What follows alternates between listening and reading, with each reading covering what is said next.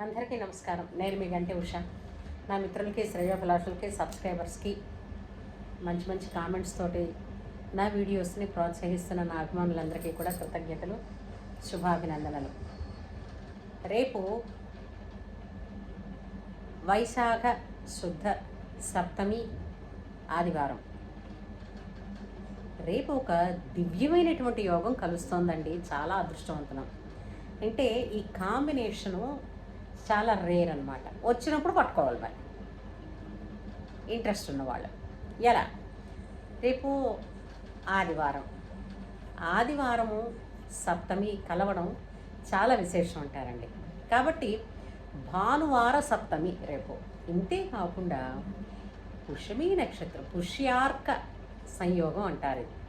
కాబట్టి ఈ పుష్యార్క సంయోగం కూడా అత్యంతమైనటువంటి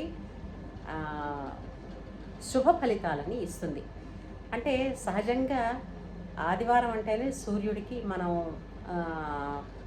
స్తోత్రం చేసుకుంటాం, సూర్య పూజ చేస్తాం. సూర్యోపాసన ఉన్న వాళ్ళు ఏంటంటే ఆదివారం కూడా రాత్రుళ్ళు భోజనం చేయకుండా పగలపూట మాత్రమే భోజనం చేస్తూ, అలాగే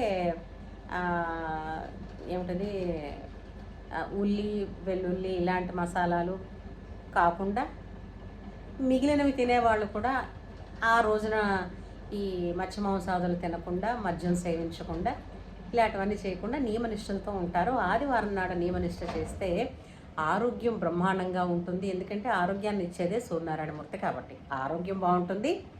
అట్లాగే ఆరోగ్యం బాగుంటే ఆరోగ్యమే మహాభాగ్యం కదండి. బోలెడన్ని డబ్బులు మిగులుతాయి. ఎందుకంటే ఈ కాలంలో మందు బెళ్ళ మింగని మనిషి లేడు. అందుకే ఇన్ని హాస్పిటల్స్, ఇన్ని మెడికల్ షాపులు, ఇన్ని టెస్టులు. మీరు మా ఇంటికి రాక్కర్లేదు, మేమే మీ ఇంటికి వచ్చే టెస్టులు చేసేస్తామన్న వాళ్ళు ఎక్కువైపోయింది. ఇందుకే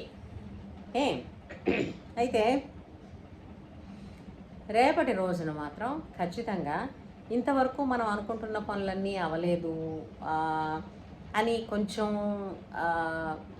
నీరసించి అని అంటే బలం తగ్గిపోయాను కాదు, ఆశ తగ్గిపోయిన వాళ్ళు, కొంచెం బాధగా ఉంటున్న వాళ్ళు ఏం చేస్తారనంటే సూర్యోదయానికి ముందే లేవడం. అసలు రేపటి నుంచి మొదలు పెడితే ఇంకా బాగుంటుంది. సూర్యోదయానికి ముందు లేచి ఒక 41 రోజుల పాటు పొద్దున్నే సూర్యుడికి ఒక ఎర్ర పువ్వు, మీ అంటే సూర్యుడి దగ్గరికి వెళ్ళి ఇవ్వలేరు కదండి, అంచేత అక్కడ ఒక బాల్కనీ గోడ ఉంటే చిన్న తులసమ్మ గోళం పెట్టుకోండి. తులసమ్మని ఆ సూర్యుడికి సమర్పిస్తున్నట్టుగా ఒక ఎర్ర పుష్పం సమర్పించండి. ఎర్ర చందనం కలిపిన నీళ్లు, ఆ ఎర్ర చందనం పొడి కూడా దొరుకుతుంది, చందనం కలిపిన నీళ్లు ఒక రాగి ఈ చెంబులో ఎంతైతే అంతే పట్టుకుని వెళ్ళి సూర్యుడిని చూస్తూ స్తోత్రం వచ్చిన వాళ్ళు సూర్యాష్టకాన్ని పఠించండి. ఇంకా వచ్చిన వాళ్ళు ఆదిత్య హృదయాన్ని పఠించండి.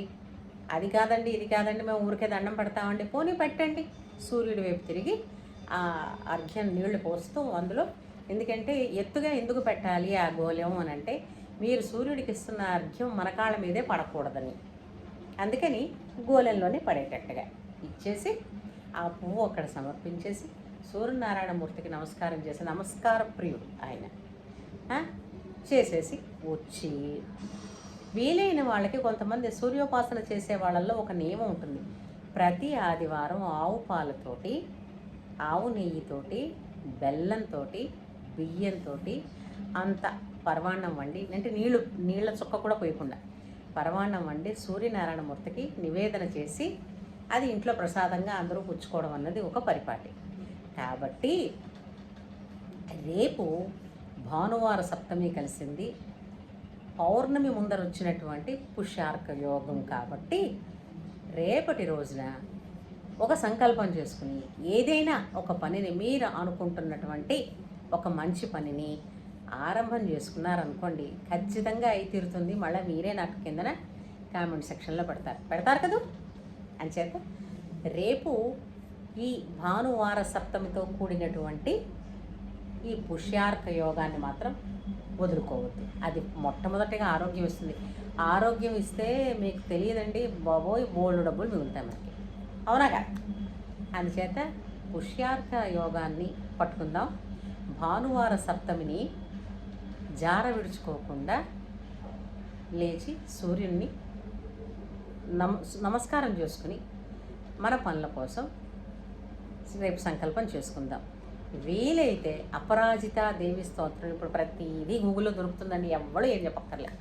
ఆ అపరాజితా దేవి స్తోత్రాన్ని ఒక్కసారి, అన్నిసార్లు అక్కర్లేదు, పఠించండి. చదవడం వచ్చిన వాళ్ళు, మాకు రాదన్నారు కదా అని చక్కగా ప్రతి మొబైల్లోనూ యూట్యూబ్లో ఎక్కడొక్కడో ఉంటుంది, దాన్ని వినేసేయండి శ్రద్ధగా. అది వింటున్నప్పుడు దాన్ని ఆన్ చేసేసి మరో మొబైల్ చూసుకోవడం, లేదంటే పుస్తకం చూసుకోవడం కాకుండా శ్రద్ధగా దాని మీదే పెట్టి ఏమంటారు. అంచేత భానువార సప్తమికి అందరికీ శుభాకాంక్షలు తెలియచేస్తూ ఉంటాను. మరి మీరు రేపు చేశారని మీకు ఎంత మనసుకి ఆహ్లాదంగా కలిగిందో ఉంటుందండి. తెల్లవారుజామున లేచి సూర్యుడికి అర్ఘ్యం ఇచ్చి ఆ పైన హాయిగా కూర్చుని ఒక్కొక్క కాఫీ తాగండి, భలే ఉంటుంది కదా. ఆ కామెంట్ నాకు మీ అనుభవాన్ని, మీ ఆనందం ఎలా పొందారన్న దాన్ని కామెంట్ సెక్షన్లో తెలియచేయండి. అలాగే పిల్లలకి సూర్యోదయానికి ముందు నిద్ర లేవడం వాళ్ళకి ఒక ఆరోగ్యాన్ని కవచంగా ఇచ్చిన వాళ్ళం అవుతాం. ఇది గుర్తుపెట్టుకోండి. ఏమంటారు? ఉంటాను.